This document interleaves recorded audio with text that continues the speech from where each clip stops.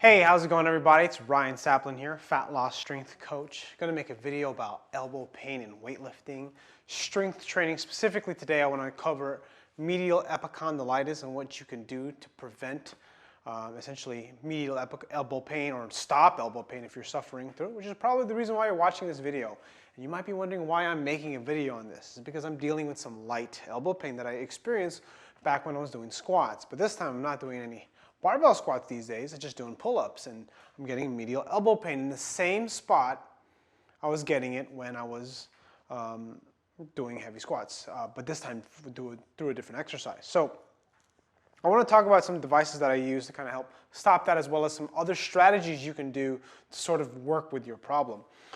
This is a Bauerfeind elbow sleeve. It's actually a medical sleeve, so it's, I've made a review on it. You should check it out. It's a pretty good sleeve. The only problem is I've lost a lot of weight over the past year, and it's too small now. This one here is the Mcdavid. This is much cheaper. I think less than half the price of this. But this is I bought a small because I wanted more compression for training. You know, I actually kind of wanted the Mark Bell's compression cuffs, but the thing was I was worried about getting the right size, and I kind of was motivated that day. I was like, man, I need to figure this out because I want to train. And so I just bought something at the store, my local store. So this is a Mcdavid elbow sleeve, though. I'll put some links in the description for more information. And then this last one is a Mcdavid, I don't know what you would call it, but it's a forearm strap. I'll just show it to you real quick. And the reason why I like this a lot, especially for weightlifters, is that you can get this thing and you can wrap it pretty tight. You know, it's Velcro, so it wears out. It can wear out eventually after about a year of excessive use, but you can like wrap this pretty good and then really get some tension either on this side or on this side. Like if I start from this side, I wrap around, I'll get more tension here. On this side, I'll get a little bit more pressure here, so I can relieve some tension on that medial elbow when I'm weightlifting. And that's sort of what I found. I've also used like a voodoo floss band, if you're familiar with that, to put pressure on here. But I wanted to actually just kind of talk about how to deal with it and some things you need to consider about medial elbow pain specifically, because one of my clients, I know she has it, and I was talking to her about it, and it kind of made me want to make this video because for those of you that are not into heavy training, that are looking for a solution for your elbow problems, I'm going to tell you right now, you need to get stronger. If you don't weightlift on a regular basis and you don't train for strength, you need to train for strength, because that's the most important thing. I always say to a lot of people, you can either be hurt and weak, or you can be hurt and strong. What would you prefer, right? So focus on being strong, because then when you're stronger, the pain will onset a lot later if it ever comes back. Also, you'll just be strong. I mean, why would you want to be weak, right? No one wants to be weak. So that was the first thing I would consider. There's also some programs I'll recommend. There'll be links in the description if you're interested in a more comprehensive program. But one of the things that I think about a lot when it comes to elbow pain, and my own elbow pain, is essentially kind of what we get stuck doing every day. You know, sitting in front of a computer, typing, using a mouse, driving, just lots of sitting. And also a lot of times we get really tight chest muscles, shoulder muscles, and we end up getting rounded, and our head gets forward, and we get in a bad position. So what ends up happening is when we are lifting weights specifically, like doing pull-ups, chin-ups, you don't have good shoulder mobility, so what you have to do to mitigate some of the things that the shoulder can't do, you have to like move the wrist funny.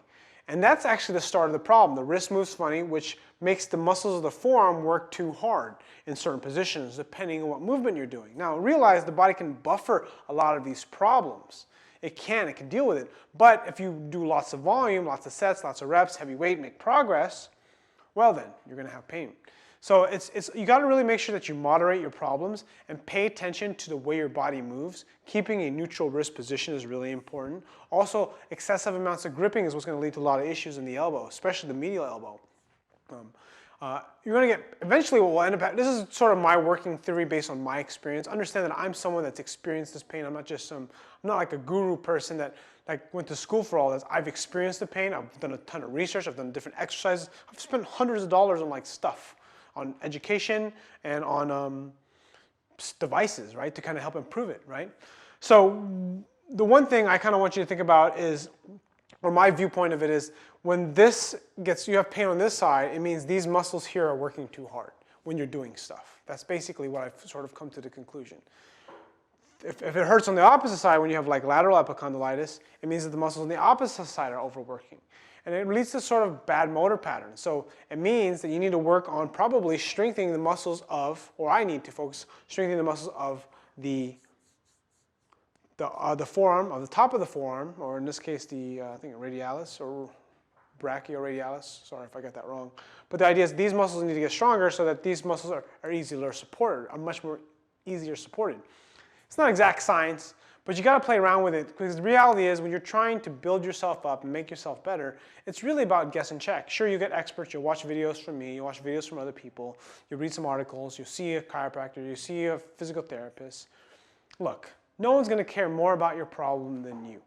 And you just got to keep looking and keep working on it. But if there's one thing for sure that I know without a shadow of a doubt, you got to get stronger.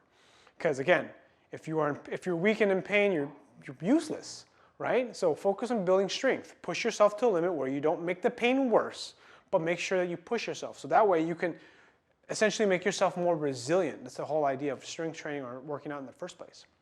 Anyways, I hope you enjoyed my video. Click the like button if you enjoyed this video. Leave a comment if you got a question. If you want to subscribe to my newsletter, I got a free gift for you. Just click the link up here. Thanks for watching, and I'll see you guys all on the next video.